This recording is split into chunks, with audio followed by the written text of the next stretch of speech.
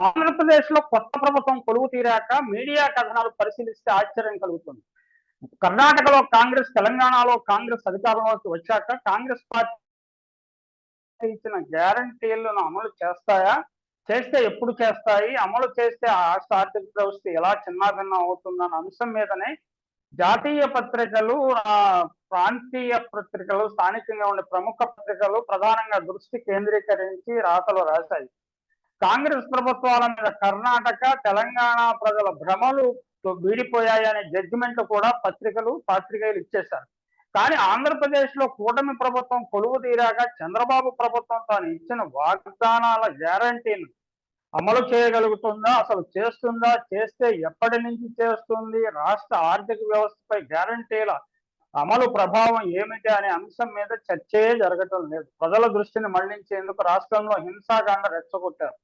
తర్వాత ఋషికొండ, రాజ్‌మహల్ వార్తలు ప్రచురించారు. తర్వాత పోలవరం పాపం ఎవరిది అంటూ పుంఖానుపుంఖాలుగా కథనాలు వార్చారు.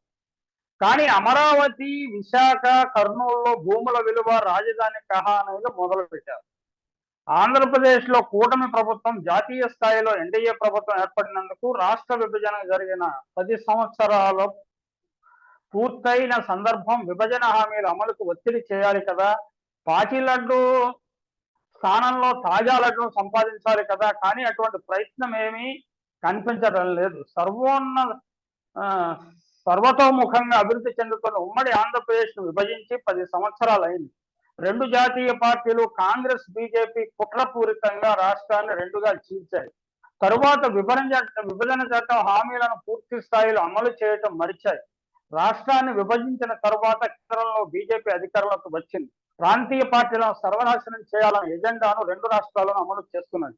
బలమైన నాయకులను, పార్టీలను బలహీనపరిచి సొంతంగా రెండు తెలుగు రాష్ట్రాల్లో అధికారంలోకి రావాలనే దీర్ఘకాలిక వ్యూహాన్ని అమలు చేస్తోంది. రాష్ట్ర విభజన తర్వాత అధికారంలోకి వచ్చిన ప్రాంతీయ పార్టీలు తమ కుటుంబ పాలన ఎలా కొనసాగించాలో ఆలోచిస్తున్నాయి. అసాధారణ అవినీతి కేసీఆర్, చంద్రబాబు కాళేశ్వరం, పోలవరం ప్రాజెక్టులను లోపభూయిష్టంగా నిర్మించారు. కాళేశ్వరం కోసం 1,00,000 కోట్ల రూపాయలు గోదావరి పాలు చేశారు. ఇక పోలవరం ప్రాజెక్టు ఎప్పుడు పూర్తవుతుందో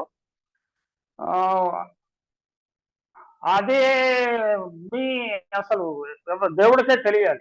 మనకెవరికీ తెలియదు. పేదలకు సంక్షేమం ఎరవేసి తమ సంపాదన మార్గాలను పాలకులు విస్తరించుకుంటున్నారు. 2024 జూన్ 2 నుంచి హైదరాబాద్ రెండు రాష్ట్రాల ఉమ్మడి రాజధాని కాకుండా పోయింది. హైదరాబాద్ నుంచి 60,000 కోట్ల ఆదాయం ఆంధ్రప్రదేశ్కు చెందదు కాబట్టి పోలవరం ప్రాజెక్టు జీవనాడిగా నిర్మిస్తామని విభజన సమయంలో హామీ ఇచ్చారు. హామీలను ఇప్పుడు గాలికి వదిలేశారు. నీచ స్వభావులు, అసూయపరులు, అహంభావులు, అహంకారులు కేంద్రంలోనూ ఆంధ్రప్రదేశ్లోనూ రాజ్యం ఏలుతున్నారు. వారికి Polavaram project, Kadapa steel factory, విశాఖలో రైల్వే జోన్ వంటి అంశాల మీద దృష్టే ఉండదు. విశాఖ రైల్వే జోన్కి 52 ఎకరాల భూమి ఇచ్చినా కేంద్రం భూమి ఇవ్వలేదని జగన్మోహన్ రెడ్డి ప్రభుత్వం ఉండగానే భూమి ఇచ్చారు. 2018 ఎన్డీఏ నుంచి బయటకు వచ్చిన తెలుగుదేశం పార్టీ ఇప్పుడు అపురూపమైన అవకాశం వచ్చిన అంశాన్ని ప్రస్తావించడం లేదు. నిజానికి ఈయనతో పాటు ఎన్డీఏలో చేరిన నితీష్ కుమార్, బీహార్ ముఖ్యమంత్రి, ప్రత్యేక హోదా డిమాండ్ను ముందుకు తీసుకొచ్చారు. తమ పార్టీ సమావేశాన్ని ఏర్పాటు చేసి ఆ మేరకు తీర్మానం కూడా చేశారు. దీనిని బట్టి ఆంధ్రప్రదేశ్ ముఖ్యమంత్రి ప్రత్యేక హోదా మీద పెడుతున్న శ్రద్ధ కంటే నితీష్ కుమార్ ఎక్కువ శ్రద్ధ పెడుతున్నారని మనం ఖచ్చితంగా చెప్పవచ్చు. 2024 మార్చి నాటికి రాష్ట్రం రెవెన్యూ లోటు 31,480 కోట్లకు చేరింది. రెండు తెలుగు రాష్ట్రాల ఉమ్మడి ఆస్తుల పంపకం ఇంకా ఒక కొలిక్కి రాలేదు. 1.42 లక్షల కోట్ల విలువైన ఆస్తులను రెండు రాష్ట్రాలు పంచుకోవాల్సి ఉంది. జగన్మోహన్ రెడ్డి ప్రతిపాదించిన 3 రాష్ట్రాల ప్రతిపాదన న్యాయపరమైన చిక్కుల్లో పడిన విషయం తెలిసిందే. అలాగే చంద్రబాబు ప్రతిపాదించిన ఢిల్లీకి మించిన అమరావతి రాజధాని ప్రతిపాదన కూడా ఆర్థిక చిక్కుల్లో పడి తీరుతుంది. ఎన్నికల ప్రణాళికలో వాగ్దానం చేసిన 6 గ్యారంటీల అమలుకే ప్రభుత్వం వద్ద నిధులు లేక అప్పులు చేయడం ప్రారంభించింది. ఇప్పటికే 12,000 కోట్లు, 7,000 కోట్ల అప్పులకి అంతా టెండర్లు పెట్టి బిడ్డింగ్లు అవి చేయడానికి ప్రయత్నం చేస్తున్నది.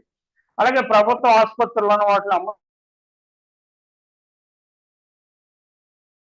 తర్వాత ఏర్పడే రెండు తెలుగు రాష్ట్రాలకు పార్లమెంటు సాక్షిగా ఇచ్చిన హామీలను ఏ ఒక్కటి నెరవేర్చకుండా తన పబ్బం గడుపుకోవడం మీదనే బీజేపీ కేంద్ర ప్రభుత్వం దృష్టి సారించింది. ఆంధ్రప్రదేశ్ ప్రత్యేక హోదా ఇస్తామని చెప్పి చివరికి ఎగ్గొట్టారు. తెలంగాణకు స్పెషల్ ప్యాకేజీ ప్రకటిస్తామని మొండి చేయి చూపించారు. ఇక విభజన చట్టంలో పేర్కొన్న హామీలను కూడా పాక్షికంగానే అమలు చేశారు. ఆంధ్రప్రదేశ్ లో రాజధాని పూర్తి కావడానికి కేంద్ర ప్రభుత్వం సహకరించకుండా ప్రేక్షక పాత్ర వహించింది. ఒక్క మాటలో చెప్పాలంటే 2 రాష్ట్రాలను ఏర్పాటు చేశారు, కానీ కేంద్ర ప్రభుత్వం చేయాల్సిన పనులు నిర్వహించాల్సిన బాధ్యతలు నిర్వహించలేదు. శివరామకృష్ణ కమిటీని నిజానికి ఏర్పాటు చేసింది కేంద్ర హోంశాఖ.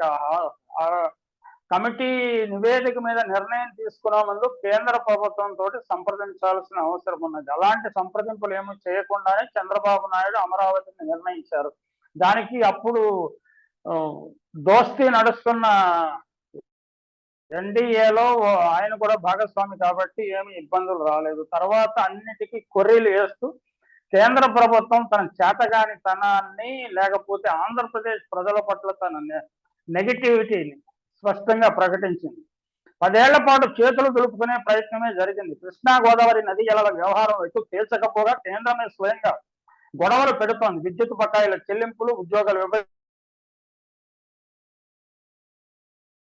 విభజన చట్టంపై అప్పట్లో ప్రతిపక్షంలో బీజేపీలో ఉన్న వెంకయ్యనాయుడు మాట్లాడుతూ విభజన హామీగా 2 రాష్ట్రాలకు ప్రత్యేక హోదా కల్పించాలని కోరారు. పోలవరం ప్రాణహిత చేవేళ్ల ప్రాజెక్టులకు జాతీయ హోదా కల్పించి పూర్తి చేయాలని కూడా కోరారు. బీజేపీ అధికారులకు వచ్చిన తర్వాత వారు మంత్రిగా, ఉపరాష్ట్రపతిగా ప్రధాన బాధ్యతలు చేపట్టి తాను డిమాండ్ చేసిన ప్రత్యేక హోదాలు ఈ 10 ఏళ్లలో పట్టించుకోకుండా గాలికి వదిలేశారు. ఇప్పుడు శ్రీ సూక్తులు చెప్తున్నారు. ఆ నాయుడు గారు సాధించలేని ఘనతను చంద్రబాబు నాయుడు గారు అయినా సాధిస్తారా? ఢిల్లీలో చక్రం తిప్పి అరుదైన అవకాశం ఆయనకు నిజంగానే ఇప్పుడు లభించింది. నితీష్ కుమార్ని చూసైనా నేర్చుకుంటారా? అయితే దీనిని ఈయన స్వప్రయోజనాలకు వాడుకుంటారా, లేక ఆంధ్రప్రదేశ్ ప్రజల ప్రయోజనాలకు వాడతారా అనేది చూడాలి. పవన్ కళ్యాణ్ తనకు మోడీ వద్ద, అమిత్ షా వద్ద పలుకుబడి ఉందని పదే పదే చెప్తుంటారు. మరి ఆయన ఏమైనా చొరవ తీసుకుంటారా, లేక ప్రేక్షక పాత్ర వహిస్తారా? ఏం జరుగుతుందో చూద్దాం.